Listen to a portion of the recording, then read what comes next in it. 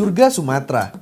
Itulah julukan untuk Provinsi Sumatera Utara yang identik dengan suasana khas Eropa. Beragam kuliner dan pariwisata historisnya yang menarik membuatku ingin menjelajahi keindahan Provinsi Sumatera Utara.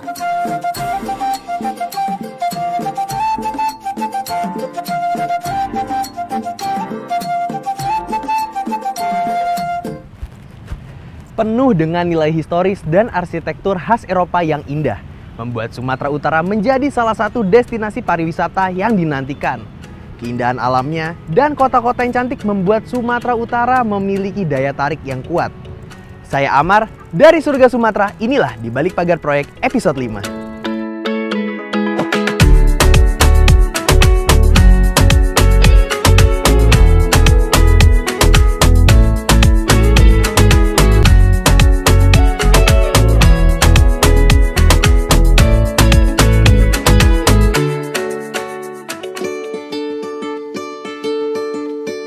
Provinsi yang indah ini dikelilingi oleh keindahan alam yang menakjubkan, mulai dari Danau Toba hingga Gunung Sibayak yang menjulang tinggi. Selain kekayaan alamnya yang menakjubkan, Sumatera Utara juga kaya akan budaya yang unik. Di provinsi ini, kalian bisa menemukan beragam tari-tarian, kuliner, hingga berbagai rumah adat. Keunikan dan keindahan alam yang memukau sungguh menarik hati untuk menjelajahi Sumatera Utara. Sebelumnya, masyarakat Sumatera Utara memerlukan waktu yang lebih banyak untuk perjalanan antar kota maupun ke destinasi wisata. Sebagai contoh, perjalanan dari kota Medan menuju kota Pematang Siantar memakan waktu kurang lebih 3 jam. Sementara, masyarakat harus menempuh waktu kurang lebih 3,5 jam untuk perjalanan dari kota Medan ke destinasi wisata Danau Toba. Maka dari itu, Hutama Karya hadir dengan membangun jalan tol Trans Sumatera sebagai pemangkas waktu perjalanan.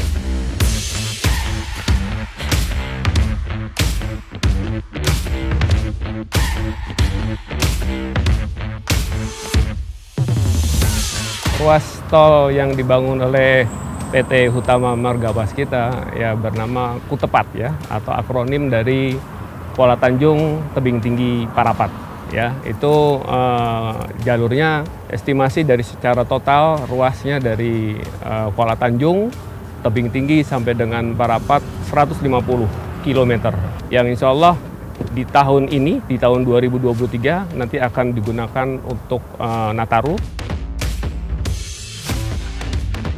Untuk ruas dari Tebing Tinggi sampai dengan Indrapura terbagi menjadi 2 seksi ya. Yang pertama itu seksi 1 dikerjakan oleh Hutama Karya, dalam ini DSU, dan seksi 2 dikerjakan awalnya oleh Waskita, sekarang dilanjutkan oleh DSU. Sedangkan seksi 3 juga sama seperti dengan seksi 2, awalnya Waskita, sekarang sudah dilanjutkan oleh DSU, dan untuk selanjutnya seksi 4 juga oleh DSU. Nah, ini sekarang kita berdiri di Junction Tebing Tinggi, dikerjakan oleh KSO antara Waskita Karya dengan DSU. Di Junction itu targetnya di bulan September ini selesai.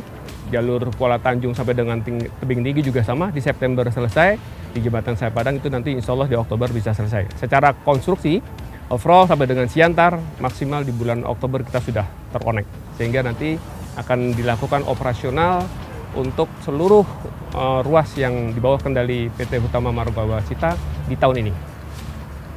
Tol ini menjadi sangat penting ya, menjadi sangat penting karena dari Indrapura menuju Kuala Tanjung itu nanti akan koneksikan ke pelabuhan Kuala Tanjung. Sementara di situ ada Inalum dan kawasan eksekutif khusus di situ di Semangke. Harapannya jalur distribusi dan jasa bisa terkonek langsung ke Medan.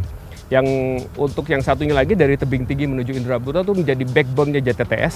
Dari jalur Tebing Tinggi menuju Siantar itu akan menuju kawasan strategis pariwisata nasional yang seperti kita tahu ya, Danau Toba. Nah, di tengah-tengah dari Kuala Namu menuju Toba ada kota Pematang Siantar yang nantinya akan berkembang, maka kota Pematang Siantar menjadi daerah hinterland. Artinya selaku daerah pemangku ekonomi. Kita punya ada 4 untuk rest area. Ya, kita akan tampung UMKM untuk area-area atau daerah-daerah sekitar penunjang ya, seperti kawasan Tebing Tinggi yang terkenal dengan lemangnya ya, oleh-olehnya ya, mungkin juga nanti daerah Siantar juga begitu. Jadi masing-masing daerah dengan keunikannya masing-masing nanti kita akan tampung di pusat-pusat rest area nanti. Hingga efek dari jalan tol ini betul-betul sangat-sangat bermanfaat untuk masyarakat Sumatera Utara juga Indonesia. Paling macet itu adalah sekarang tebing tinggi ke Indrapura. Itu ditempuh saat ini paling cepat 2 jam, paling cepat. Tapi nanti kalau jalan tol itu sudah jadi sampai ke Indrapura atau Kuala Tanjung, itu akan ditempuh nggak sampai mungkin 1 jam, nggak sampai. Karena sekarang medan tebing tinggi 30 menit kita sampai. Apalagi sekarang sejak ditetapkannya Parapat oleh Bapak Presiden menjadi kawasan strategis nasional, akan menjadikan kawasan Danau Toba menjadi Monaco of Asia. Itu jalur itu padat sekarang. Apalagi kita tahu event yang akan diadakan di bulan depan ini, kita ada Aquabike, ada F1 H2O. Nah, kalau ini bisa diselesaikan dengan segera untuk ruas tebing tinggi Pematang Siantar, maka jarak tempuh yang selama ini mungkin ditempuh dalam 3-4 jam, mungkin akan terpangkas jauh. 1,5 jam, ya maksimal 2 jam lah. Jadi untuk di tol Kuala Tanjung, tebing tinggi, Parapat, ini mengadopsi beberapa teknologi ya. Terutama memang teknologi yang utama, salah satunya adalah digital construction. Di sini penggunaan BIM kita pakai untuk di beberapa proyek tol Hamawas. Semua pada prinsipnya memakai BIM. Kemudian untuk di sisi teknologi yang lain, jadi ini di bawahnya ada crossing tol JMKT, di atasnya kita pakai steel box girder ya, dalam rangka untuk percepatan pekerjaan, di mana pekerjaan steel box girder ini sendiri bisa kita mulai produksi dari awal, karena di bawah adalah lalu lintasnya sangat padat, jadi di situ ya titik kunci utamanya. Untuk di tol sini, karena di sini mengadopsi 2 budaya Pak ya, terutama budaya Batak dan Melayu. Kalau kita lihat tadi ya, dari ruas tol gate di Indrapura, kemudian di tebing tinggi, tol gate-nya sendiri dari nuansa Melayu. Tapi nanti kita bisa lihat di tol gate di Sinasa, kemudian ada lagi nanti yang di Raya yang masih dalam proses konstruksi di sana, karena daerahnya adalah dominan nuansa Batak, maka yang dipakai adalah nuansa Bataknya sendiri.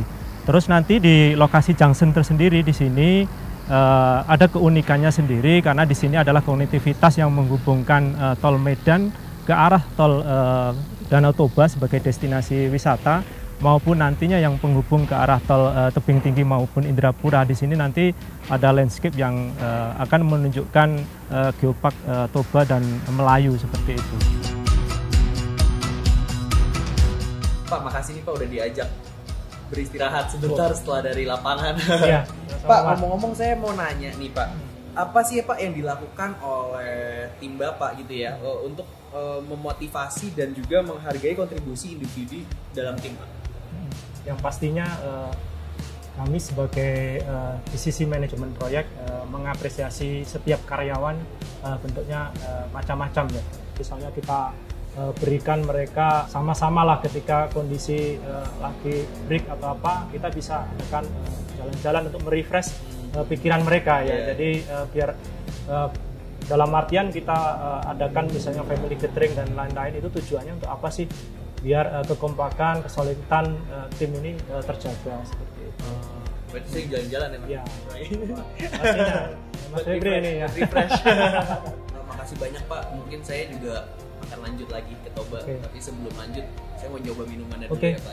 Ya, ini minuman spesial ini. Apa nih Pak? Mas ya, dari ini minuman yang kalau kita ke Siantar tebing, kalau belum pernah minum ini mungkin akan jadi ini Mas, apa nama? Ada yang hilang nih. Ada yang hilang. Nggak bisa seperti ya.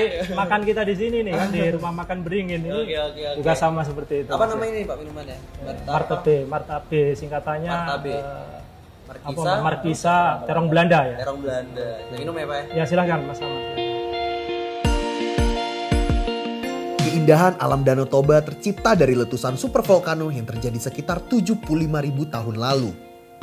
Letusan ini diperkirakan sebagai salah satu letusan gunung berapi terbesar dalam sejarah bumi. Letusan yang terjadi menghasilkan kolam kalendra yang memiliki panjang kurang lebih 100 km. Tak hanya keindahan Danau Toba saja yang menjadi daya tarik. Kenyataannya, banyak sekali keindahan alam lainnya seperti air terjun Efreta, Bukit Holbung, dan masih banyak yang lainnya. yang dapat memanjakan mata untuk dieksplor selama di Sumatera Utara.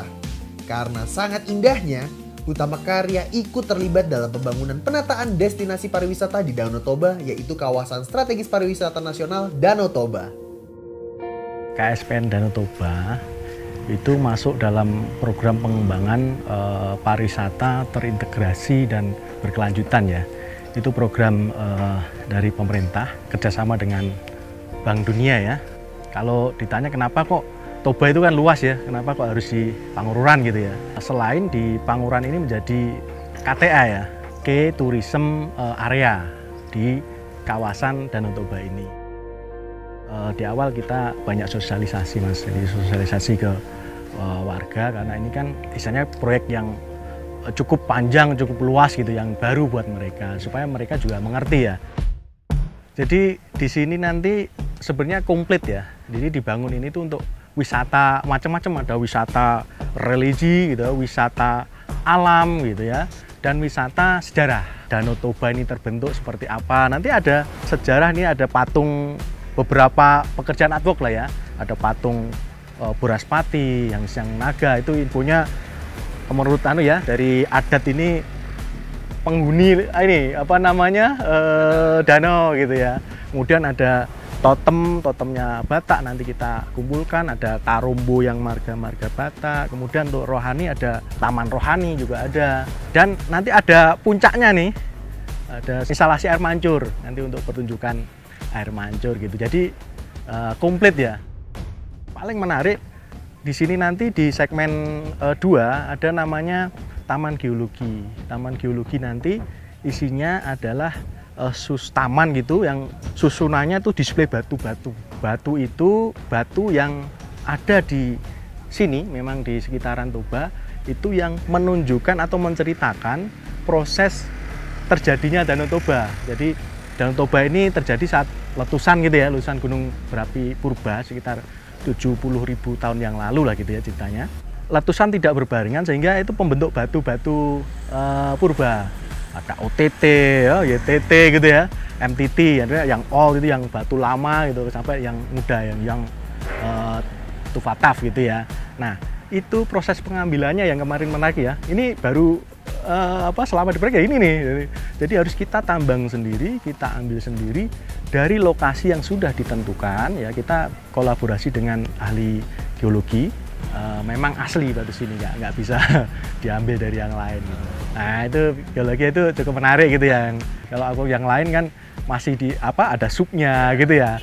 Nah ini proses pengambilannya, penambangan gitu, sampai dengan kita dapat, wah itu seru.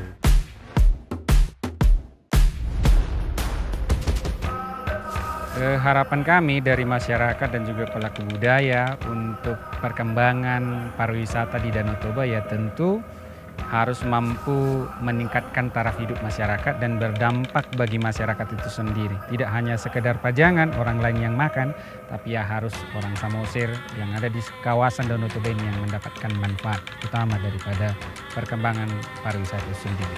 Kalau harapan kami untuk penataan ini ya jangan melupakan yang namanya ekosistem danaunya. Itu harus tetap terpelihara.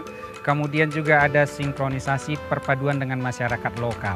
Karena apapun bangunan ini ya ujung-ujungnya kan akan diserahkan ke masyarakat setempat, pemerintah, dan kami yang akan menjaganya nantinya. Jadi ada kolaborasi yang baik antara Hutama Karya sendiri dengan masyarakat dan pemerintah Kabupaten Samosir ini. Kalau sudah dibuat bangunannya, tentu masyarakat juga akan membuat semacam pancingannya kan gitu. Akan berkolaborasi apa yang kurang di sini. Jadi kalau ini sudah menyiapkan infrastrukturnya, ya masyarakat tinggal membuat misalnya kulinernya dari masyarakat, kemudian juga seni pertunjukannya juga dari masyarakat.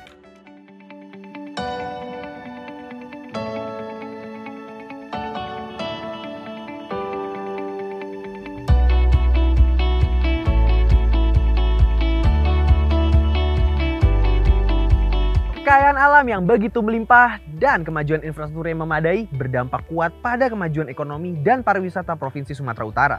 Dengan adanya konektivitas dan pemanfaatan sumber daya alam yang maksimal, dapat membuahkan hasil yang baik bagi seluruh masyarakat Provinsi Sumatera Utara. Saya Amar, langsung dari surga Sumatera, pamit undur diri sampai ketemu di episode selanjutnya. Horasbah.